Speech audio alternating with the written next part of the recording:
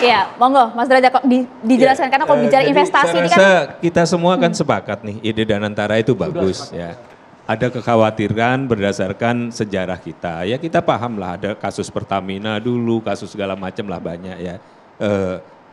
Mungkin juga memang ada perlu komunikasi dengan pasar ya. Saya rasa Mbak Dita, ya, Mas Rosan kalau Anda dengar, apalagi Anda kan pernah di yang punya TV ini Anda kan pernah di sini juga ya kalau dengar ya. Kita perlu lebih banyak bicara dengan pasar ya.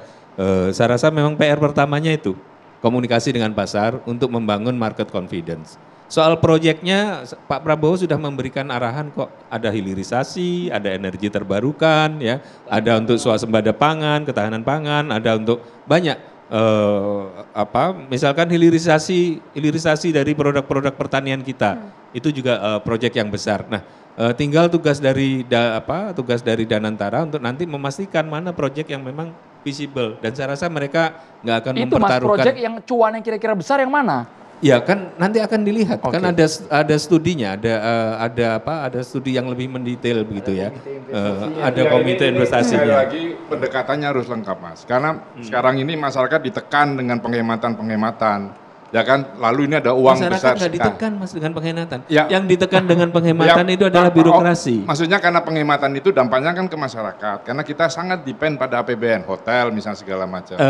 Betul, berdampak ke masyarakat kalau dana yang dihemat itu tidak dikembalikan ke masyarakat. Nah, di sini dana yang dihemat ini sebagian dikembalikan ke masyarakat melalui MBG, sebagian dikembalikan ke masyarakat melalui Danantara. Nah, yang dari Danantara belum dikembalikan, tapi saya rasa kalau Danantara bergerak cepat, misalkan ya, saya kasih contoh kemarin tuh yang mungkin nggak terpikirkan, Pak Prabowo di Sentul mengatakan mengenai penggilingan padi. Penggilingan padi itu efeknya ke petani besar sekali. Ya, saya nggak mengatakan Danantara harus masuk ke penggilingan padi, tapi kalau kita ada investasi di penggilingan padi yang bisa memberikan harga bagus ke petani, itu rakyat akan langsung itu merasakan. Betul, dan di daerah kemarin saya dapat dari Jawa Timur juga bahwa soal penggilingan padi itu juga banyak middleman-nya yang mengganggu, sehingga Bulog juga membelinya juga tidak semua terbeli harga 6,5, ternyata cuma 5 begitu ya. Nah, ini semua ini yang harus dikomunikasikan pada masyarakat. Ya, kalau kita kembali lihat Dewas, rekaman pekerjaan Dewas kan juga sudah kita lihat sampai hari ini itu terpuruk nggak karu-karuan gitu ya. Orang masih ada saja bisa korupsi, masih aja saja bisa hal-hal lain yang merugikan masyarakat. Nah ini kita perlu pembuktian. Oke, masih baru, tetapi kedepannya ada stepnya apa? Mas Andri kan selalu mengatakan beliau ingin orang-orang yang terbaik.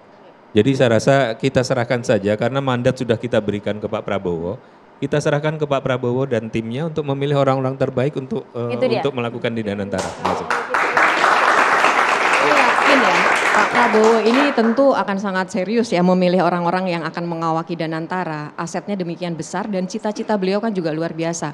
Selain tadi bicara boleh pakai mic itu, boleh pakai mic juga serius menganggapnya bahwa itu mengkhawatirkan. Nah, maka dari itu justru kita juga kalau publik kemudian juga ikut mengawasi, ini kan makin membuat para awak yang ada di Danantara ini akan lebih serius lagi, Mas Agus ya.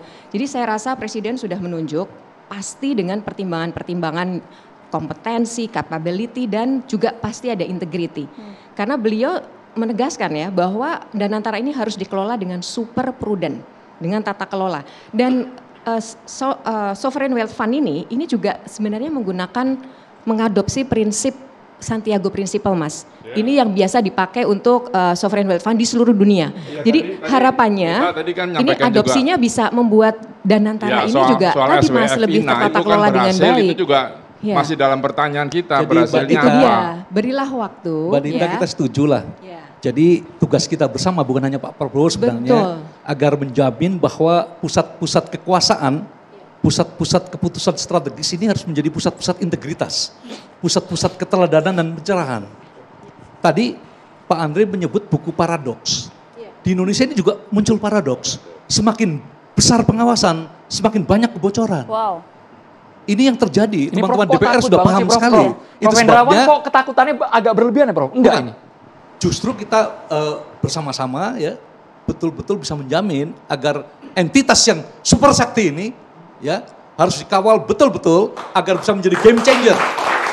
Pengubah, kalau enggak berat Ini kalau kita bicara di tataran BUMN-nya ya Prof, ini sebenarnya justru memberikan mereka ruang kan untuk berinovasi. Karena sekali lagi, ini sekarang tataran yang diawasi itu ada di para pengurus ya. Kalau BUMN-nya ini sebenarnya kan pendekatannya jadi itu bisnis. setuju sekali. Ya, jadi artinya Orang begini. saya mengajar di kampus tentang itu. Betul. BUMN jangan sampai menjadi badan usaha milik nenek moyang. Justru itu Prof, dengan diberi keleluasaan mereka bisa berinovasi kan, begitu. Ya. Mbak Dita kan dari tadi bilang kasih waktu. Cuma memang setelah didirikan, setelah diluncurkan, nampaknya publik tidak merespon dengan baik. Terutama tadi masalah trust dan ada komunikasi yang kurang baik antara pemerintah dengan pasar terkait Danantara. Tadi Mas Apam sudah berkali-kali mengatakan bahwa trust itu dilihat dari etalasenya.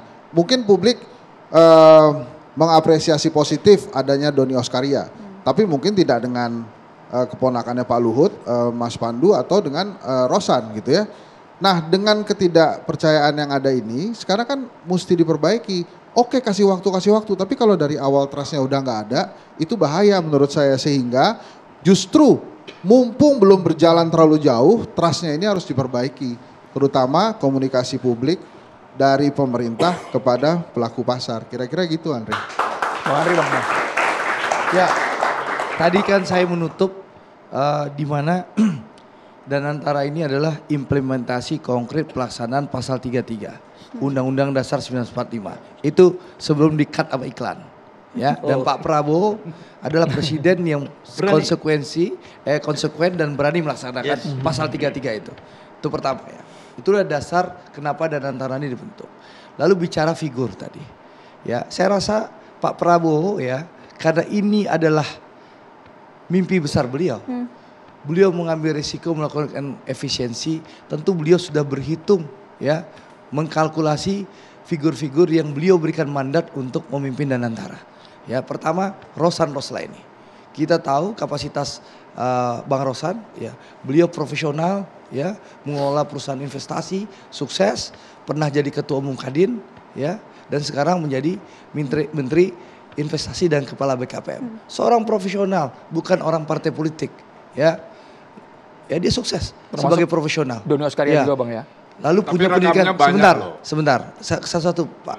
Yang kedua, Doni Oskaria, profesional yang masuk di BUMN, jadi wakil dirut Garuda, lalu menjadi dirut holding in journey ya, BUMN, lalu dipercaya jadi wakil menteri BUMN, sekarang merangkap menjadi COO holding operasional holding investasi COO operasional holding BUMN.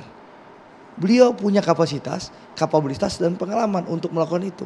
Nah, lalu Pandu, anak muda yang punya pengalaman di dunia investasi. Jadi Pak Prabowo mempercayai ini, berikan kesempatan 3 orang ini bekerja, ya, membangun GRC yang disampaikan oleh Pak Derajat tadi, ya. Insya Allah, ya, kami nanti di DPR Pak, baik Komisi 6 yang menjadi mitranya Pak Doni nanti maupun nanti Komisi 11 yang menjadi mitranya Pandu, kita akan awasi sama-sama. Ya, saya sangat yakin, saya kenal sekali ketua umum dan ketua dewan pembina kita. Saya yang sekarang Presiden Republik Indonesia. Beliau pasti akan bekerja keras mengawasi ini untuk berhasil, jangan sampai ada maling nanti. Ya, karena gini, 3 orang itu kan ada punya perusahaan juga. Ya. Bagaimana caranya nanti monitor tidak itu ketarik? Di undang-undang, sebentar. Tesnya sudah harus Pak. Di undang-undang itu sebentar Pak. Undang-undang sudah di undang-undang di PP itu sudah diatur. Prakteknya sudah dijalankan nanti. Jadi diatur di undang-undang dan PP ya, undang-undang dan PP itu sudah diatur.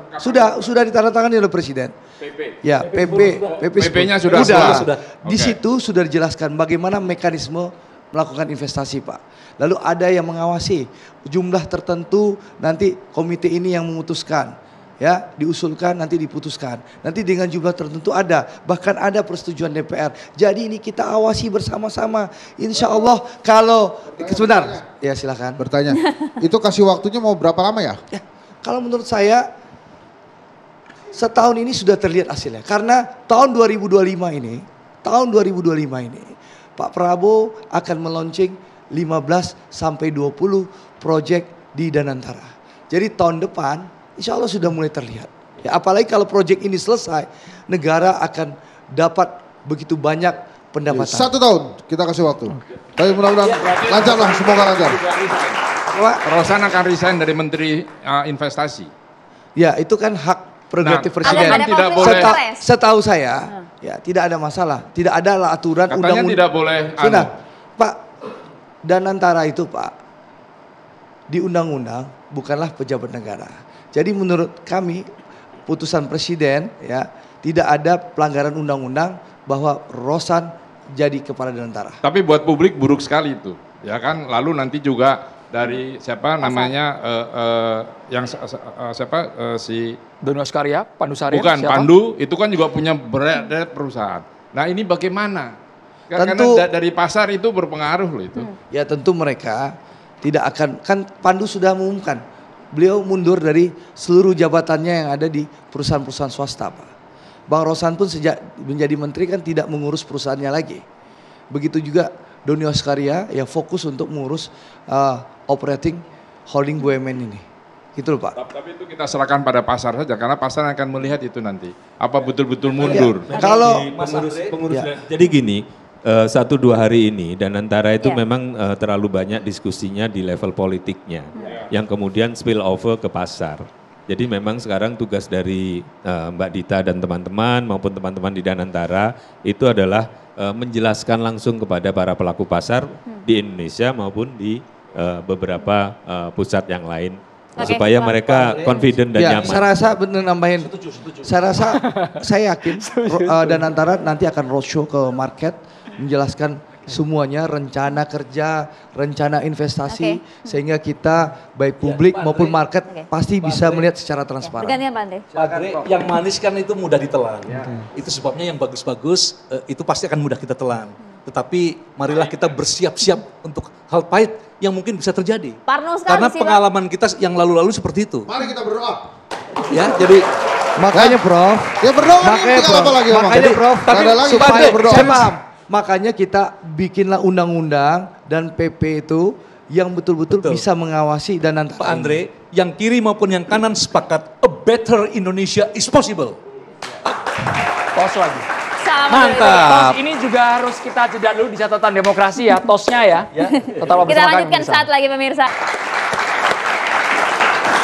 Semoga dari Bapak Ibu narasumber malam hari ini bisa mencerdaskan bahwa ini loh Danantara, dan mahasiswa juga ngerti dengan kata narasi yang membumi soal Badan Pengelola Investasi Danantara ini ya. Semoga jelas paham kalau tadi Prof. Hendrawan juga sampaikan the better Indonesia is possible. Asal nggak boleh putus ya Andro ya. Jadi Danantara sebagai harapan baru ekonomi Indonesia yang cukup elegan diluncurkan oleh Presiden Prabowo. Sama. Seperti Andromeda malam hari. Seperti Maria Segaf mengenakan baju BHS. Terima kasih Henry Satrio, Agus Pambagio, Prof. Hendrawan Supratikno, terima kasih. Terima kasih Pak Derajat, Bung Andre, juga Mbak Dita. Terima kasih banyak. Kita boleh berdiri bersama-sama. Boleh sambil berdiri semua. Optimisme terhadap Danantara. Saya Maria Segaf. Saya Andromeda Mercury. Boleh lihat tadi tosnya gimana? Bapak Ibu supaya kompak, solid, bahwa semuanya optimis. Danantara akan cuan besar untuk Indonesia. Sampai jumpa. Sampai jumpa. Cuan komunis. Terima kasih.